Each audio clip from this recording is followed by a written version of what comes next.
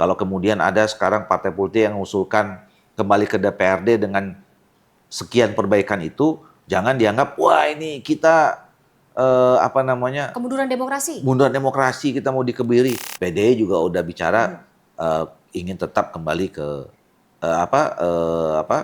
pemilihan langsung oleh rakyat gitu. Kita kemarin udah hitung kan rata-rata kalau kita akumulasikan semua pelaksanaan pilkada itu 200 juta lebih TPS.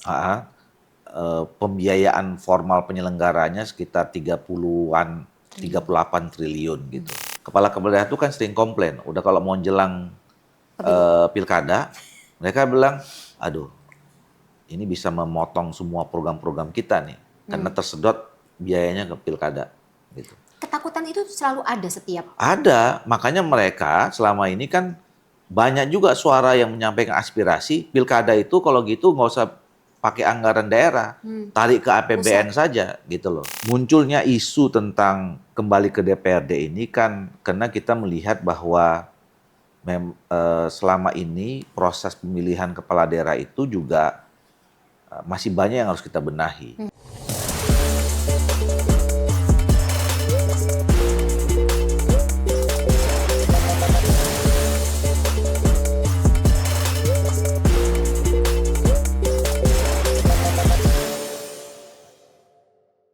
Kita jumpa lagi dalam podcast Penjaga Harapan. Kali ini bersama saya Fani Imania dan kita membahas mengenai isu-isu yang saat ini kayaknya lagi ramai ya dibahas sama masyarakat, terutama di media sosial ketika wacana mengenai pelaksanaan pilkada tertutup atau secara tidak langsung ini disuarakan oleh DPR.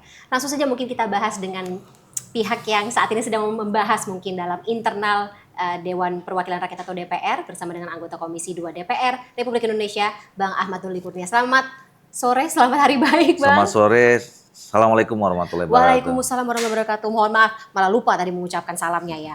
Abang apa kabar? Baik, alhamdulillah. Lagi Sehat-sehat reses? aja. Lagi Lagi reses? reses, minggu depan insya Allah masuk lagi. Tanggal 13 ya, mudah-mudahan. Nggak ke dapil? Udah bolak-balik. Minggu depan balik lagi. Baru pulang 2 hari yang lalu. Di dapil juga bahas mengenai wacana yang mau kita bahas lebih dalam episode ini nggak? Enggak, ya tergantung ketemu dengan siapa ya. Kalau ketemu dengan teman-teman mahasiswa, ya penggiat politik ya diskusi lah. Tapi kalau rakyat, ya mereka lagi sedang berjuang juga kan, situasi kan nggak bagus-bagus juga sebenarnya buat mereka. Betul, terutama karena pasca bencana ya Bang ya. Nah ya saya juga apalagi kemarin meninjau bencana bolak-balik ke Tapsel, ke Tapteng, ke Sibolga gitu. Ya bantu mereka lah berjuang supaya cepat selesai masalah yang mereka hadapi. Bangkit ya Bang dari keterpurukan. Iya. Oke, Abang, tapi kita hari ini bahasnya soal lain ya Bang ya. Oke.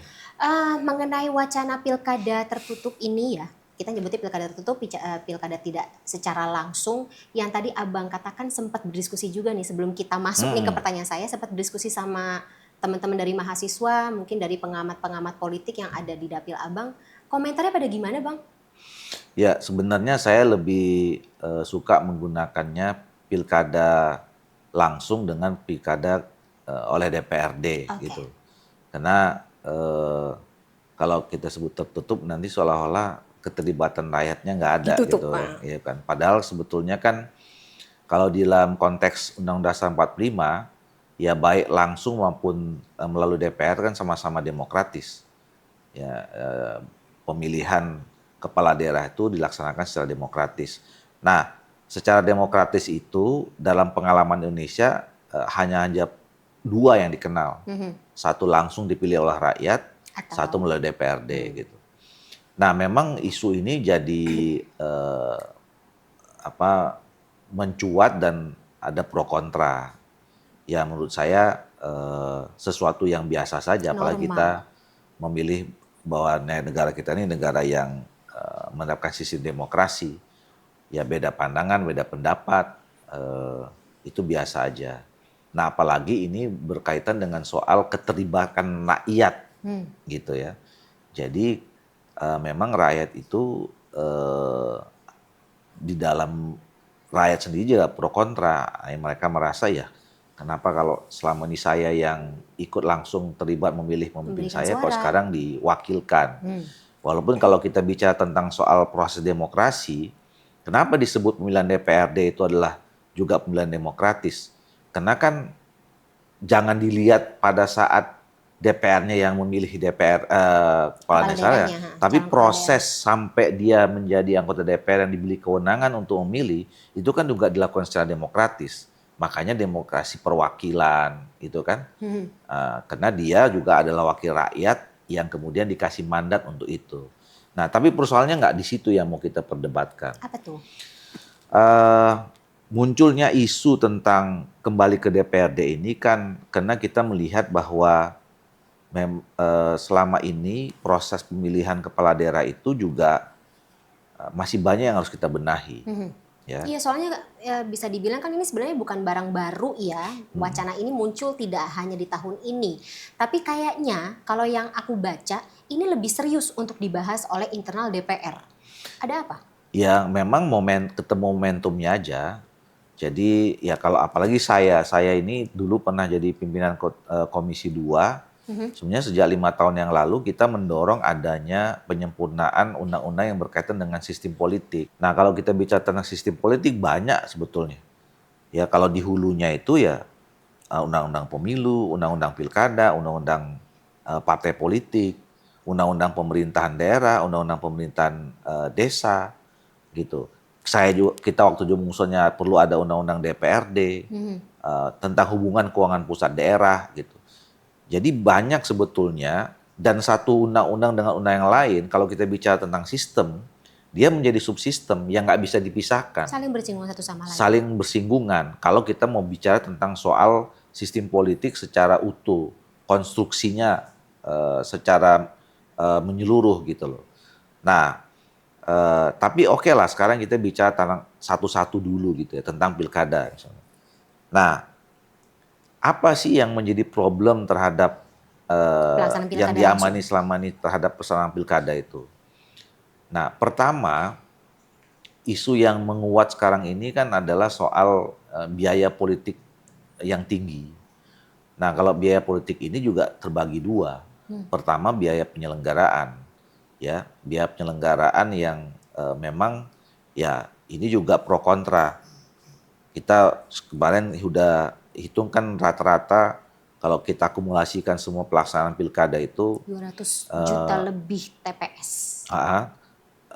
Pembiayaan formal penyelenggaranya sekitar 38 triliun gitu.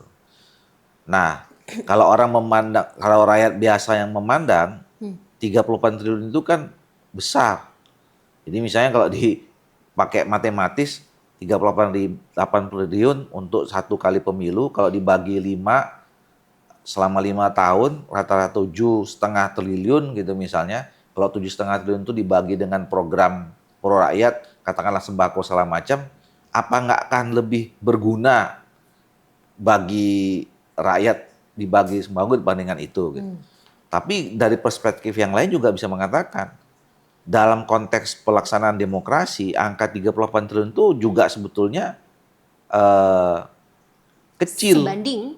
Ada tadi saya diskusi dibandingkan dengan misalnya angka APBN per kementerian lembaga.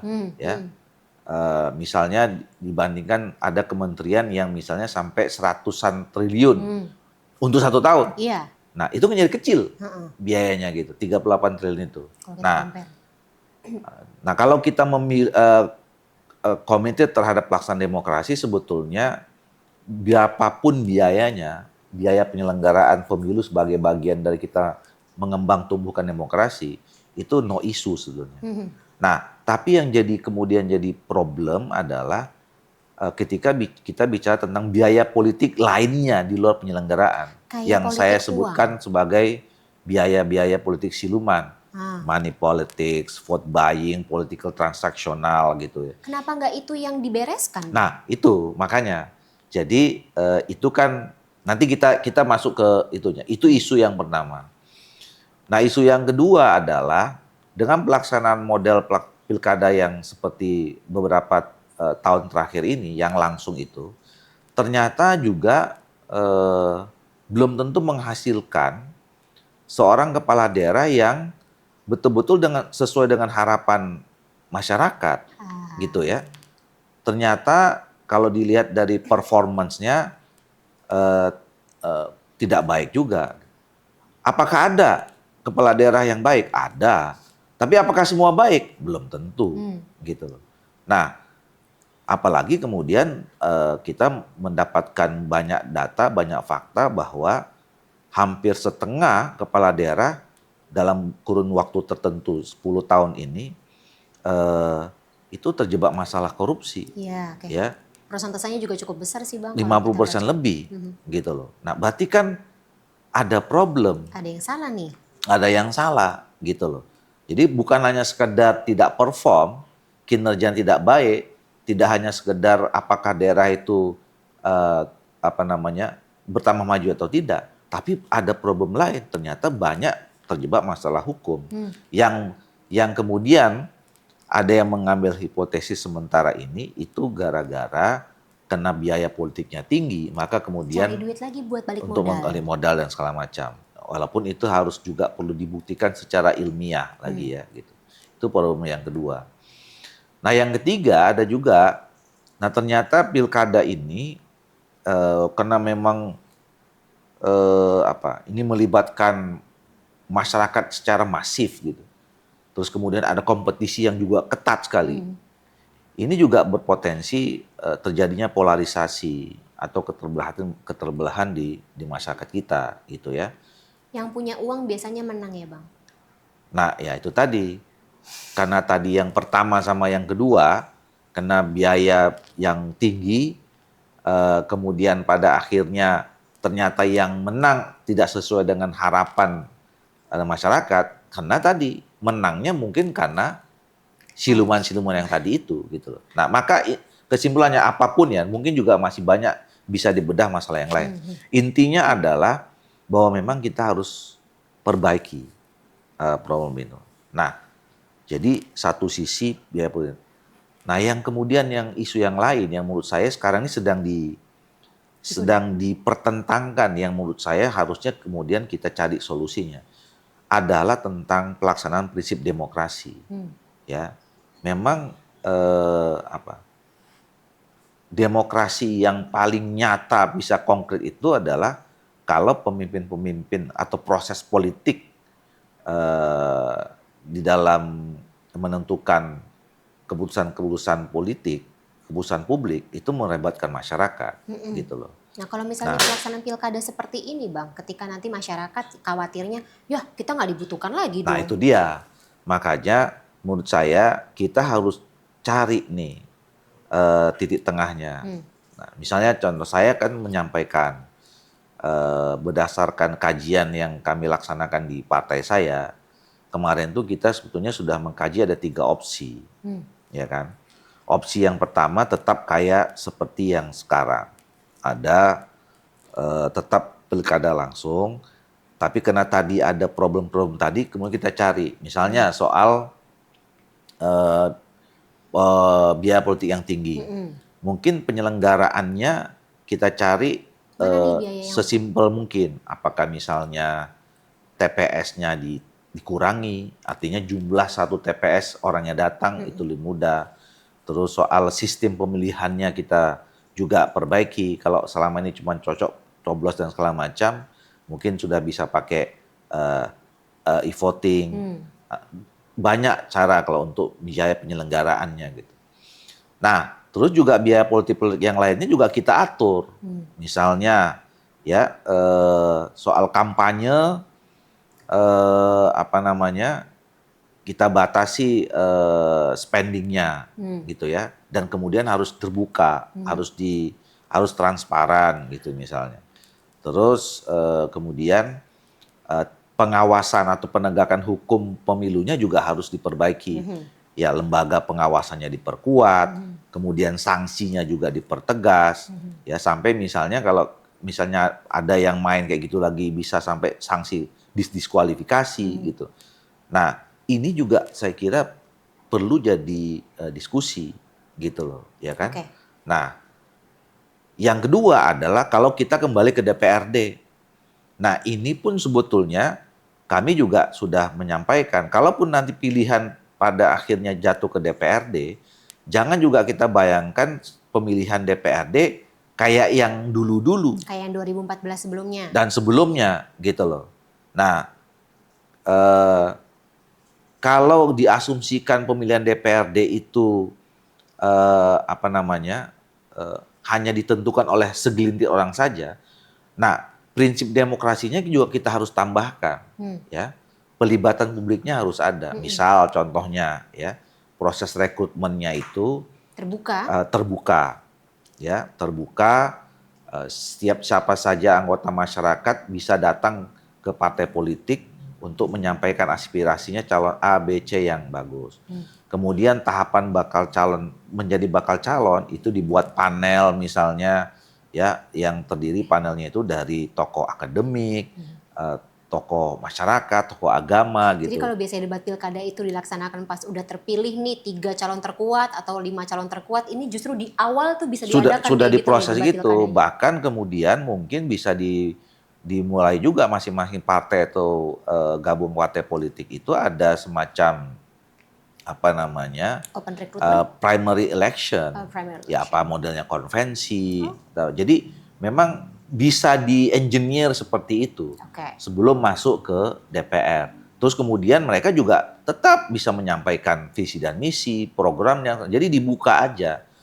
Nah, sampai kemudian kalau ada juga yang mengindikasikan, lah sama aja kalau kita bicara tentang money politics vote buying, ya bisa aja pindah penyakit yang ada di rakyat Rakyat juga masuk ke DPRD, DPRD itu gitu tuh. loh. Nah, ini juga kita harus antisipasi. Misalnya kalau saya mengusulkan tadi ya prosesnya itu sampai calon harus terbuka juga. Ya, kenapa satu partai seorang didukung oleh Satu parpol misalnya. partai ini gitu. Terus kemudian nanti pemilihannya juga terbuka saja, ya kan? Itu bukannya jadi kayak sistem hybrid gitu ya, Bang? Bukan, maksudnya di DPR itu ya orang berdiri aja kan selama ini kan nyoblosnya Oh, tertutup, tutup. Pak. Itu kan yang kemudian rawan dianggap nanti ini Manipulasi. disitulah peluang vote buying itu terjadi gitu. Nah mudah-mudahan kalau misalnya terbuka kan ya siapa orang gitu berdiri aja Kayak lelang ya, Bang? gitu ya. Jadi kita tahu kalau misalnya ini gitu.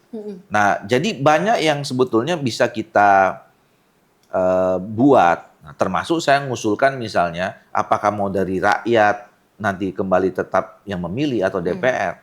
Ya sebaiknya kepala daerah itu, pemilihan kepala daerah itu milih kepala daerah aja, nggak usah dipaket-paketin dengan wakil kepala daerah. Karena itu yang kemudian juga terjadi potensi adanya political transaksional. Lobby-lobby. Gitu kan antara partai ini dengan partai itu gabung dan segala macam gitu, ya kan? Dan ternyata menurut saya pengamatan saya ya mungkin cuman 3-5% aja tuh ya yang paketnya ini dari awal sampai akhir itu tetap kompak. Solid gitu ya. Yang lainnya Oke, hampir iya enggak sih. tuh gitu. Iya Nah, sih, jadi kita benar-benar. untuk apa buat Iya. keluarin biaya mahal-mahal yang pada akhirnya dalam perjalanannya itu tidak membuat malah produktif atau malah kontraproduktif karena Oke. terjadi konflik dan segala macam itu gitu. Oke. Nah, jadi ada juga yang perlu kita ini. Nah, itu yang kedua. Nah, yang ketiga opsinya adalah asimetris atau hybrid. Iya. Ya. Ini sempat disuarakan Jadi juga. ada yang tetap langsung, ada yang kembali ke DPR. Nah, lantas apa ukurannya? Nah, kalau saya melihatnya 3 level. Pertama, pendekatannya adalah pendekatan sentra kekuasaan eksekutif di Republik ini. Kalau kita runut, itu kan ada 3 sebetulnya. Satu pemerintah pusat, yang dipilih adalah presiden dan wakil presiden. Kemudian ada yang kedua adalah kabupaten kota. Sebagai konsekuensi kita sudah menetapkan bahwa titik sentral daerah otonom itu adalah kabupaten kota, bukan provinsi. Dulu kan kita pernah berdebat, kenapa kok daerah otonomnya tidak provinsi, tapi kabupaten kota. Udah, kita nggak usah bahas itu, tapi kita sudah sepakat bahwa Kabupaten titik sentral daerah otonomi kita adalah kabupaten kota. Maka dia kemudian pemilihannya. Yang ketiga apa? Desa, gitu. Makanya kalau kita balikin dari bawah, yang sama pemilihannya itu adalah Desa. pemilihan desa langsung. Nah, di atas desa ini sebetulnya ada satu struktur pemerintahan kita apa? Kecamatan, ada camat. Camat dipilih langsung nggak? Enggak. Kenapa? Karena dia adalah aparat pemerintahan kabupaten kota. Maka dia ditunjuk Oleh oleh pemerintahan kota. pemerintahan kabupaten dan kota. Naik ke kabupaten kota, pemilihan apa? Langsung. Nah, kalau naik lagi ke atas pemilihan Provinsi. gubernur provinsi, dia ini kan bukan titik sentra kekuasaan eksekutif. Bahkan dalam undang-undang disebutkan dia perpanjangan tangan pemerintah pusat. Oke. Maka kemudian dia nggak boleh harusnya sama model pemilihannya antara yang sentra-sentra eksekutif ini. Oke. Gitu loh. Oke. Tapi apakah sama dengan camat? Penunjukan? Nggak boleh. Karena apa? Karena antara gubernur dan camat itu pengaturannya di Undang-Undang Dasar 45 beda. Dalam Undang-Undang Dasar 45 disebutkan bahwa kepala daerah itu adalah gubernur, bupati, wali kota yang dipilih secara demokratis. Nah, kembali ke tadi, pengalaman Indonesia yang disebut dengan pemilihan demokratis itu cuma hanya dua yang dikenal. Pemilihan langsung oleh rakyat dengan DPRD. Jadi kalau tiga ini memilih langsung oleh rakyat, harusnya karena sisanya tinggal di DPRD, gubernur ini adalah dipilih oleh DPRD. Oke. Nah, itu pendekatan asimetris yang pertama. Oke. Pendekatan asimetris yang kedua adalah apakah di kabupaten kota juga kita bisa berlakukan asimetris? Bisa. Apa pendekatannya? Nah, jadi gini, tiga. Kalau misalnya kapasitas fiskal daerah itu rendah, karena kan kita gini, kepala daerah itu kan sering komplain. Udah kalau mau jelang pilkada, mereka bilang, aduh, ini bisa memotong semua program-program kita nih, karena tersedot biayanya ke pilkada, gitu. Ketakutan itu selalu ada setiap. Ada, makanya mereka selama ini kan banyak juga suara yang menyampaikan aspirasi pilkada itu kalau gitu nggak usah pakai anggaran daerah, tarik ke APBN saja, gitu loh. Nah, inilah yang mungkin juga menjadi salah satu pertimbangan pemerintah sekarang. Kita kan kondisi fiskal kita kan tidak lapang nih, gitu ya. Nah, kalau kemudian daerah juga fiskalnya kecil, terus penyelenggaraan pilkada mau dilempar lagi ke pusat, sementara sekarang pemerintah melakukan efisiensi, ini juga yang menjadi salah satu pertimbangan kenapa kemudian ada alternatif kembali ke DPRD. Oke. Gitu loh, supaya fiskalnya hemat. Nah, tapi kembali yang tadi, kalau kemudian satu daerah fiskalnya rendah, kemudian kedua tingkat literasi atau pendidikan politiknya juga rendah, ini artinya kalau digabung dua-duanya, ini kan potensi untuk terjadinya mobilisasi dalam pemilihan. Ya, mobilisasi itulah yang menyediakan tempat money politics, vote buying dan political transaksional tadi gitu. Ditambah lagi faktor yang ketiga, kalau satu daerah itu memang daerah yang rawan konflik sosial, maka daerah-daerah yang kayak gini ini sebaiknya kita kembalikan ke DPRD dulu. Gitu. Nah, tapi kalau yang bagus, masyarakatnya udah cerdas secara politik, kesadaran untuk menjaga kohesivitas dan kebersamaan daerahnya kuat, nggak apa-apa langsung. Gitu. Nah, itu pendekatan yang kedua. Nah, pendekatan yang ketiga adalah pendekatan local wisdom. Ya, misalnya di daerah-daerah kita ini kan ada juga dalam proses politiknya itu masih menggunakan kewibawaan kepala daerah atau mungkin sosok yang sangat dianggap ya dihormati begitu. Local wisdom itu apa Pak ininya ya? Ketua adat. Kearifan lokalnya. Gitu kan? Misalnya teman-teman di Papua itu masih ada daerah-daerah yang cara memilihnya noken. Nah, dan itu udah bertahun-tahun nggak bisa dirubah gitu, karena itu sudah menjadi budaya. Nah, ini kita juga harus tegas menurut saya, ya kan? Jangan kita bilang noken itu satu tindakan yang demokratis juga. Kan selama ini kita seolah-olah sistem kita ini demokrasi, tapi masih ada yang noken, gitu loh. Ya sudah, kalau mau noken ya noken saja. Budaya itu kita tampung di dalam undang-undang, diatur. Daerah ini ya noken, caranya gitu. Jangan kita membohongin diri kita, gitu ya. Pelaksanaan noken, tapi kita bilang tetap demokratis. Itu adalah bagian Selama ini dari belum ditelurkan pelaksanaan. dalam undang-undang pilkada. Enggak ada, itu ya menjadi sesuatu yang alamiah saja gitu. Oke. Nah, itu bisa. Misalnya daerah-daerah di mana lagi yang ada kesepakatan tokoh-tokoh ulama, siapa yang jadi anggota DPR dari partai ini selama macam itu dia akomodir aja, Oke. gitu loh. Nah, itu pendekatan-pendekatan pelaksanaan pilkada yang asimetris. Jadi ada yang langsung ke rakyat, ada yang tetap ke DPRD gitu. Nah, ini yang menurut saya juga harus kita exercise lebih dalam. Dan penonton juga berhak untuk tahu Ya, dan faktor-faktor saya apa kira saja yang rakyat, mendasari. nah nanti kalau ini semua konsep-konsep ini udah matang gitu ya. Nah, maka kemudian ini kan endingnya semua adalah dalam pembahasan undang-undang di DPR antara pemerintah sama DPR gitu loh. Nah, tapi kan dalam proses undang-undang itu nanti juga ada proses meaningful participation. Kita juga kan harus dengar masyarakat maunya apa, Ya. rakyat nanya mau gimana, segala macam gitu. Tapi juga kita harus kasih tahu dulu, jangan juga prejudice. Kalau kemudian ada sekarang partai politik yang mengusulkan kembali ke DPRD dengan sekian perbaikan itu, jangan dianggap wah ini kita Kemunduran demokrasi. munduran demokrasi, kita mau dikebiri.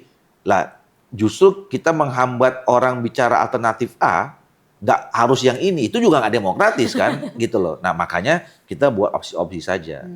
Nah, sambil kita kaji mendalam. Dan waktunya sebetulnya masih cukup lama. Jadi, menurut saya ini sekarang proses Dan nggak harus langsung diketok untuk 2029 gitu? enggak, Misalnya? iya prosesnya nih menurut saya proses alamiah yang bagus, artinya dibuka. Kami misalnya Golkar mengusulkan sekarang kembali ke DPRD dengan beberapa catatan gitu loh. Disambut dengan partai A, P. Terus teman-teman partai lain ada yang bilang nggak boleh. Nggak apa-apa, dibuka aja rakyat.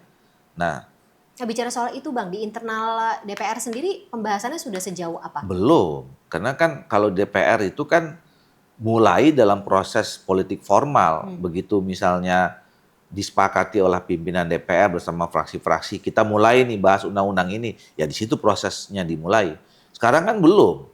Ini kan baru usulan-usulan yang berkembang di masing-masing partai politik aja. Tapi kayaknya kemarin sudah ada yang menyatakan sikap tadinya mengkaji, sekarang berbalik mendukung Partai pilkada ke politik. DPRD. Iya, itu kan partai politik. Tapi formalnya ke DPR kan belum. Jadi Oke. resminya itu akan berlaku kalau proses pembentukan undang-undangnya mulai dan selesai, gitu loh.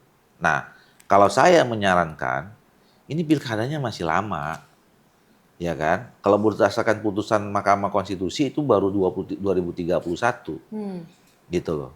Nah, jadi begitu ada partai politik yang mengelontarkan wacana, ya nggak apa-apa kita kaji aja sekarang ini, Oke. gitu loh. Justru yang urgent itu sebetulnya undang-undang pemilu dan undang-undang partai politik menurut saya, karena deadline-nya ada sampai akhir atau sampai pertengahan tahun 2026 ini. Itu Justru yang yang harus prioritas kita utama. mulai bahas diskusi panjang dan serius serta mendalam itu adalah undang-undang pemilu dan undang-undang partai politik seharusnya Oke. dibandingkan dengan undang-undang Pilkada. pilkada. Mau nggak mau kita harus tarik lagi sejarah gitu 2014 ketika Ya. presiden saat itu kan yang mengatakan bahwa banyak sekali sesuatu yang ya lagi-lagi dianggap sebagai kemunduran demokrasi dalam pelaksanaan pilkada oleh DPRD. Makanya kenapa jadi pilkada langsung. Mungkin ada yang bisa jadi catatan atau pembelajaran seperti yang tadi sudah Abang katakan gitu, yang dibahas mungkin di Komisi 2 kira-kira masalah apa sih yang sebenarnya belum selesai sampai dengan saat ini? Enggak, ini kan juga begini. Eh, Setiap era, setiap pemimpin tentu punya cara di dalam cara visi program di dalam mengelola negara, gitu loh. Nah, kalau kita bicara tentang visi, cara, itu kan nggak boleh kita seragamkan, ya. Satu pemimpin yang ini dengan yang ini harus sama, nggak boleh. Apalagi pemimpin kan, presiden lagi, apalagi misalnya, ya dia kan punya cara pandang sendiri tentang cara mengelola. Rakyat udah memberikan mandat kepada seorang pemimpin, seorang presiden, gitu ya. Nah, presiden ini kan kita beri kewenangan untuk mengelola negara ini dengan mandat yang diberikan itu, gitu. Nah, berkaitan dengan itu, jadi yang penting itu kan kita punya tujuan bernegara yang sama, gitu loh. Dan saya kira seluruh presiden yang ada sampai sekarang Pak Prabowo itu diambil sumpahnya untuk bekerja secara serius sungguh-sungguh untuk sampai kepada cita-cita itu. Nah, caranya itu tergantung visi masing-masing. Oke. Nah, termasuk kita sudah menerapkan bahwa kita ini adalah negara yang memilih sistem politiknya sistem demokrasi. Nah, sistem demokrasi itu juga jalan menjalankannya juga ada banyak model-model. Ya, termasuk tadi saya katakan kalau diturunkan lebih kecil lagi dalam pemilihan kepala daerah, pilihannya juga ada. Ada yang langsung rakyat, ada yang DPR. Apakah itu sama-sama demokratis? Demokratis. Dan itu disampaikan dijelaskan dalam Undang-Undang 45 kita gitu. Nah, jadi kalau tadi kembali 2014 sama ini, kita lihat itu.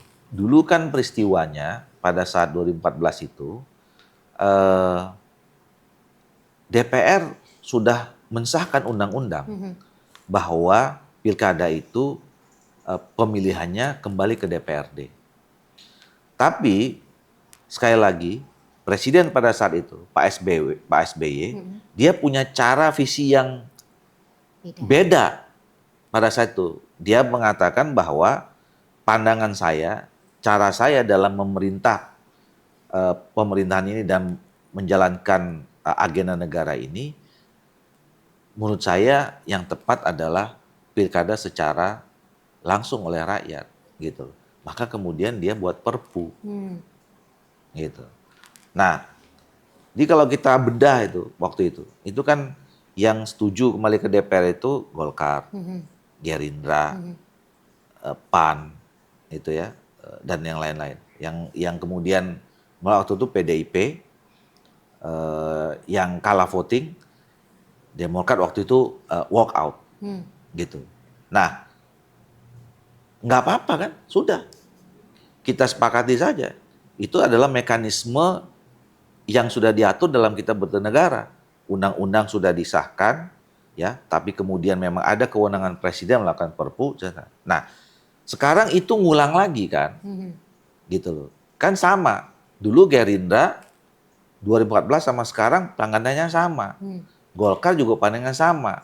Bahwa kita juga harus mengevaluasi tentang sistem pemilihan kepala daerah ini. Kemudian konsisten. Dulu kita berjuang kembali ke DPRD, sekarang juga memperjuangkan ke DPRD. Karena ada momentumnya. Ada momentumnya kita untuk memperbaiki, menyempurnakan undang-undang politik, termasuk salah satunya adalah sistem pemilihan kita kepala daerah. Gitu. Nah, jadi itu sesuatu dinamika bernegara yang biasa saja, gitu loh. Nah, sekarang nanti tinggal kan dalam proses penetapannya pasti ada sekali lagi dalam tanda petik keterlibatan rakyat. DPR juga saya kira pasti tidak mungkin menyelesaikan sebuah undang-undang atau sistem yang penting seperti ini tidak berkomunikasi dengan rakyat. Gitu. Akan ada audiensi berarti, Bang? Oh pasti. Dalam pembentukan setiap undang-undang itu tadi disebutkan ada proses meaningful participation itu. Jadi kita harus ada uji publik, harus kemudian ada hearing, bahkan kita bisa datang ke kampus, diskusi dengan tokoh akademik, kelompok masyarakat sipil, itu sangat terbuka nanti dalam prosesnya. Gitu. Jadi ini menurut saya ya kita mengalir aja. Ada yang mengusulkan opsi A, kita hormati, kita kaji. Kita buat juga opsi yang lain, kita dalami dan seterusnya. Oke, sempat berkomunikasi juga nggak Bang dari DPR kepada pemerintah pusat? Apa reaksi atau mungkin ada pendapat atau perspektif seperti apa terkait dengan wacana pemilihan kepala daerah ini? Belum ada, tapi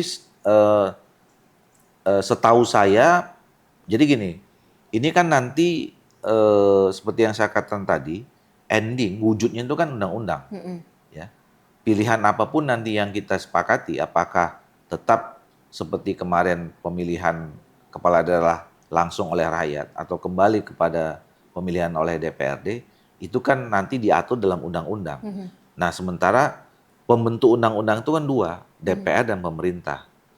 Nah, informasi saya yang dapat, kami kalau DPR kan itu perpanjangan partai politik.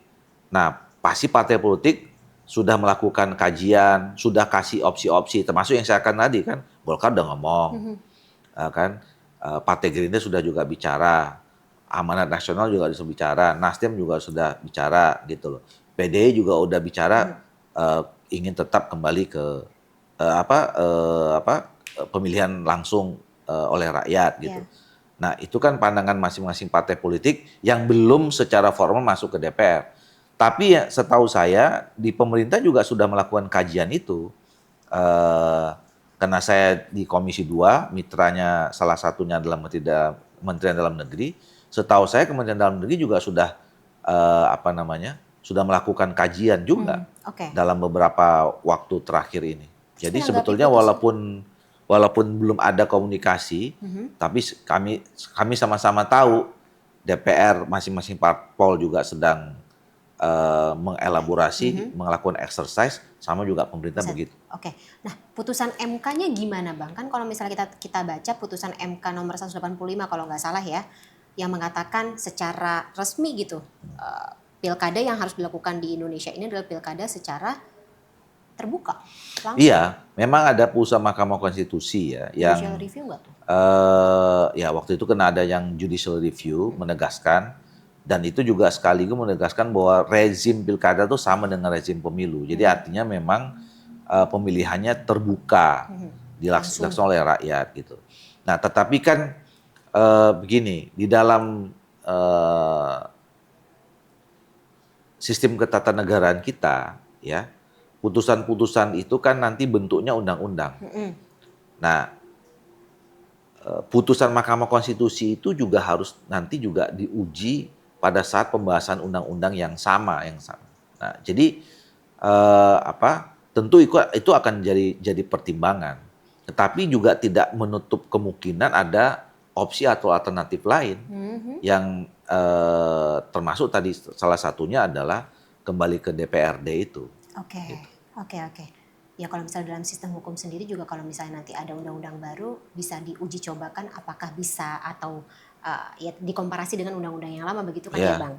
Bang, kalau nanti akhirnya keputusannya sudah diambil dan mungkin jadi pilkada oleh DPRD, kira-kira apa yang DPR akan lakukan atau ya yang diharapkan oleh masyarakat sih wajib untuk melakukan ya sebagai perwakilan dari masyarakat untuk menjamin bahwa publik ini punya hak politik dan itu tidak dipangkas.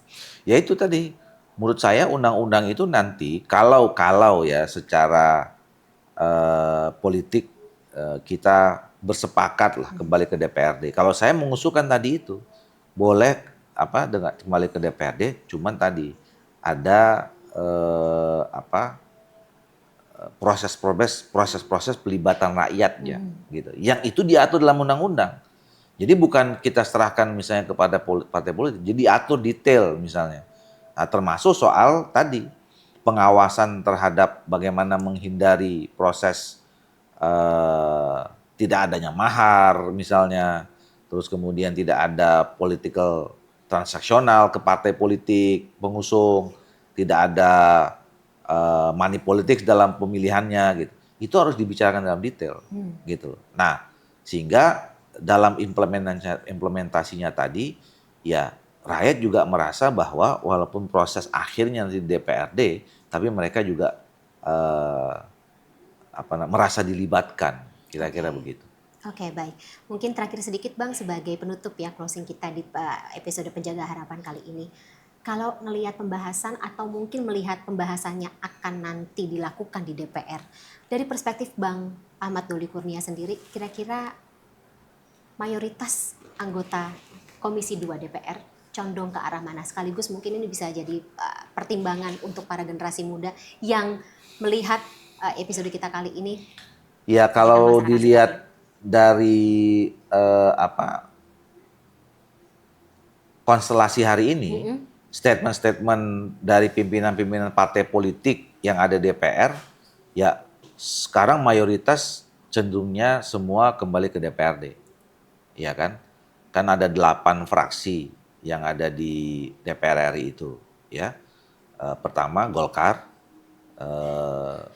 kemudian yang kedua Golkar yang pertama menyebutkan itu, kemudian Partai Gerindra, kemudian ada Partai Amanat Nasional, kemudian Partai Kebangkitan Bangsa, kemudian ada Partai Nasdem, yang terakhir 2 hari yang lalu Partai Demokrat. Jadi sekarang sudah ada 6 ya. Jadi kalau kita yang menyatakan itu